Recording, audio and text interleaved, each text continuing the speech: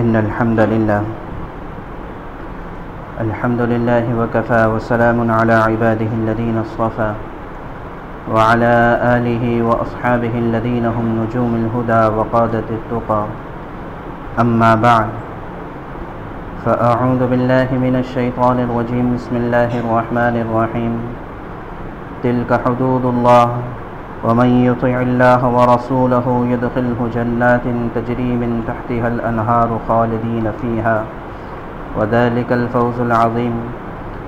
ومن يعص الله ورسوله ويتعد حدوده يدخله نارا خالدا فيها وله عذاب مهين صدق الله العظيم. وعن عمرو بن خارجة رضي الله تعالى عنه ما رواه ابن ماجة رحمه الله أن النبي صلى الله عليه وسلم خطبهم وهو على راحلته وأن راحلته لتقصع بجرتها وإن لغامها لتسيل بين كتفي قال إن الله قسم لكل وارث نصيبه من الميراث فلا يجوز لوارث وصية أو كما قال عليه الصلاة والتسليم.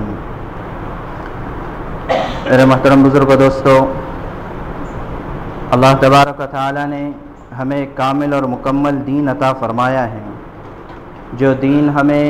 زندگی کی ہر موڑ پر ہماری رہبری اور رہنمائی بھی کرتا ہے،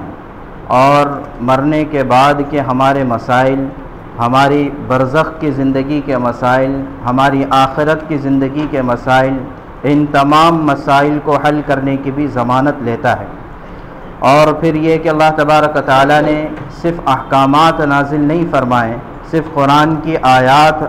امت پر نازل نہیں فرمائیں، بلکہ ان آیات اور ان احکامات پر عمل کرنے کے لیے بہترین نمونہ اپنے پیارے اور محبوب صلی اللہ علیہ وسلم کو بنایا، کہ جنہوں نے آ کر ساری شریعت پر عمل کرنا سکھایا، بلکہ خود اپنی زندگی کو عملی نمونہ بنایا کہ اللہ کے ہر حکم پر کیسے عمل کیا جائے. خود عمل کر کے دنیا کو اور امت کو بتلا کر گئے، اور صحابہ اکرام رضی اللہ عنہم اجمعین کی مقدس ترین جماعت کو سمجھا کر گئے. اور پھر حجۃ الوداع کے موقع پر آخری خطبہ جو امت کے سامنے پیش کیا، اس میں ان مسائل کو اٹھایا اور خاص طور سے ان احکامات کو بتلایا کہ جن کے ذریعے سے معاشرت میں دین زندہ ہوگا، اور معاشرے میں دین کو زندہ کرنے کے لیے جن چیزوں کی ضرورت تھی، خاص طور سے ان کو اللہ کے نبی صلی اللہ علیہ وسلم نے اپنے آخری خطبات میں پیغام کے طور پر امت کو دیا تھا. من جملہ جہاں بہت ساری باتوں کا تذکرہ آ چکا ہے، ان میں ایک تذکرہ چل رہا ہے کہ اللہ کے نبی صلی اللہ علیہ وسلم نے کمزور طبقات کو ان کے حقوق دلائے، کہ جو معاشرے میں کمزور سمجھے جاتے ہیں. مثال کے طور پر عورت معاشرے میں کمزور سمجھی جاتی ہے اور اپنی بہت سی بنیادی حقوق سے وہ محروم رہتی ہے، تو اللہ کے نبی صلی اللہ علیہ وسلم نے ان کے حق مانگے بغیر عدل اور انصاف کے تقاضے کے ساتھ ان کو ان کے بنیادی حقوق دیے، اور جو فرائض ان سے متعلق تھے، جو ذمہ داریاں ان سے متعلق تھی، وہ ساری امت کو بتلائی. تو انہی ذمہ داریوں میں سے، انہی فرائض میں سے، اور اسی طریقے سے ایک خاص امر کی طرف اللہ کے نبی صلی اللہ علیہ وسلم نے حکم دیا، وہ اس آخری خطبے میں صحابہ اکرام کے سامنے وراثت کو بتلایا، کہ وراثت کے احکامات خاص طور سے اللہ کے نبی صلی اللہ علیہ وسلم نے دیے. کہ وراثت کہتے ہیں کہ مرنے کے بعد، باپ دادا کے مرنے کے بعد جو پراپرٹی بچتی ہے، جو چیز جائیداد کے طور پر رہتی ہے یا مال کے طور پر باقی رہتی ہے، تو اس کو وراثت کہا جاتا ہے. تو اس کے خاص طور سے احکامات اللہ کے نبی صلی اللہ علیہ وسلم نے حجۃ الوداع میں دیے. حضرت عمر بن خارجہ رضی اللہ تعالیٰ عنہ فرماتے ہیں کہ اللہ کے نبی صلی اللہ علیہ وسلم نے آخری خطبے میں ہمیں خطاب کیا، اور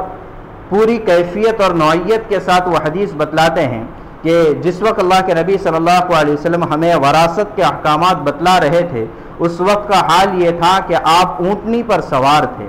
اور آپ کے اونٹنی کی کیفیت یہ تھی کہ وہ جگالی کر رہی تھی. مطلب یہ ہے کہ جانور جب بے خوف ہوتا ہے تب جا کر وہ جگالی کرتا ہے، تو وہ صحابی اس کیفیت کو بھی ذکر کر رہے ہیں. اور پھر بتلایا کہ یہ بات میں نے اتنی غور سے سنی ہے کہ میں کوئی دور نہیں تھا بلکہ اتنا قریب تھا کہ میں نے دیکھا کہ وہ جو اونٹنی جگالی کر رہی تھی اس کی جھاگ میرے سامنے گر رہی تھی۔ تو مطلب یہ ہے کہ میں بالکل قریب تھا، اور اس وقت میں اللہ کے نبی صلی اللہ علیہ وسلم نے وراثت سے متعلق